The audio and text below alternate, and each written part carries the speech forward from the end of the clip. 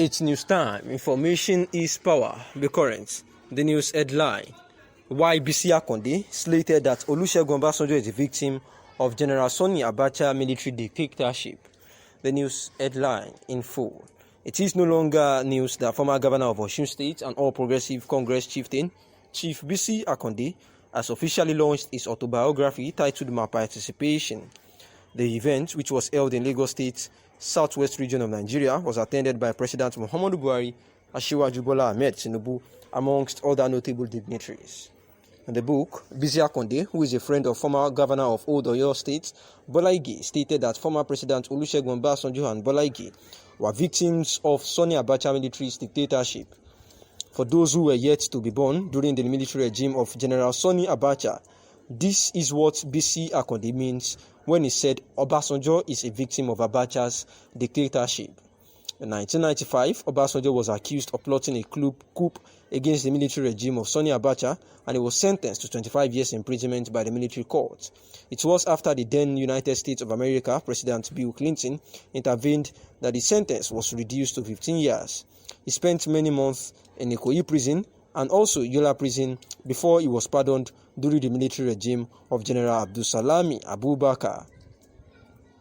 And within this period was when Bisi Akande had actually illustrated that it was needed for those who are yet to be born to understand that during the military regime of General Sani Abacha, that Obasanjo would actually suffered in the hands of this man, and that he spent many of the months in Ikoyi prison and also Yola prison before he was actually pardoned.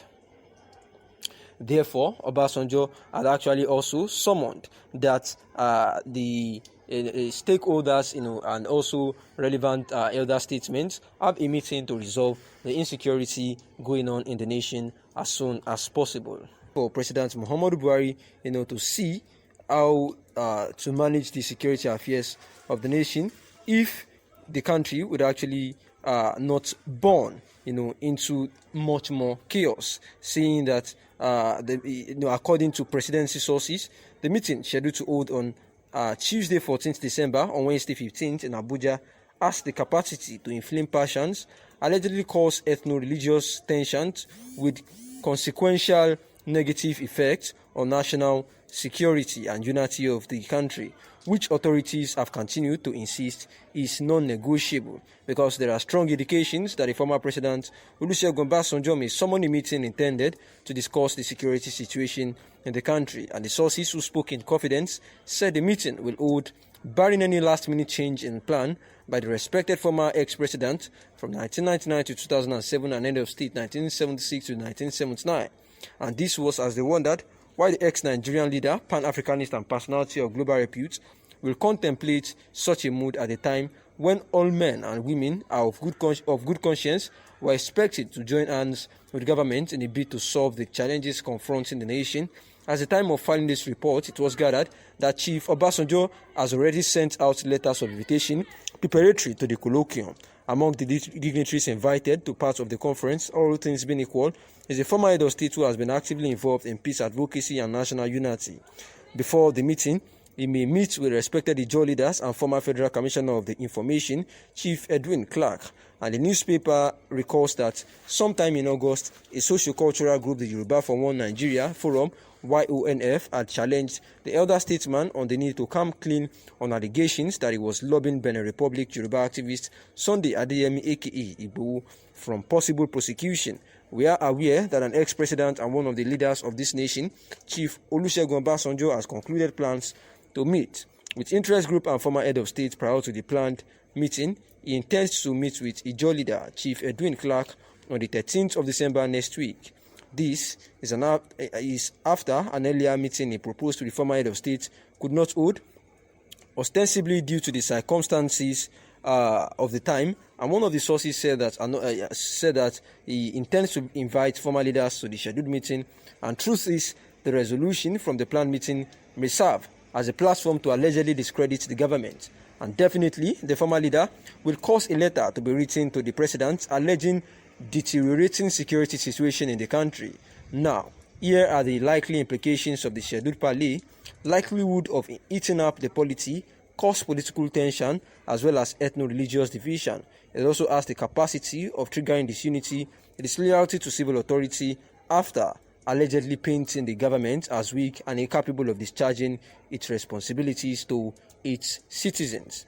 And therefore, ultimately, this may lead to civil disobedience and the resultant effect of which remains unpredictable. If history is anything to rely on, you may please recall that the respected elder statesman is given to written open letters to leaders, especially towards the end of their tenures, preparatory to crucial elections. And these are the proposed assumptions about the meeting being planned, amidst these stakeholders. Also, we know that President Muhammadu Buhari, at the time, reviewed the sponsors of Nnamdi Kanu and Sunday Igboho, particularly saying that they were part of those the aims of the affairs of the nation, where in his Independence Day speech on a Friday, he revealed that investigations into the activities of both Mazi Nnamdi Kanu and Sunday Adeyemo Igboho were still being investigated, and it has yielded a lot of information.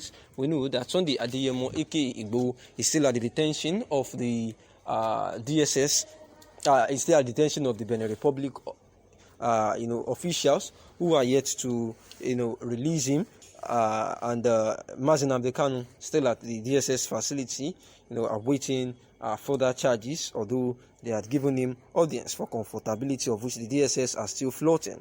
The president has said that the arrest actually, reviewed that certain high-profile financiers are behind these individuals, and they are vigorously pursuing these financiers, including one identified to be a serving member of the National Assembly, and they were going to do everything within the ambit of the law to ensure that anyone caught, clearly to be sponsoring these two separationist agitators would actually, be made to face, severe,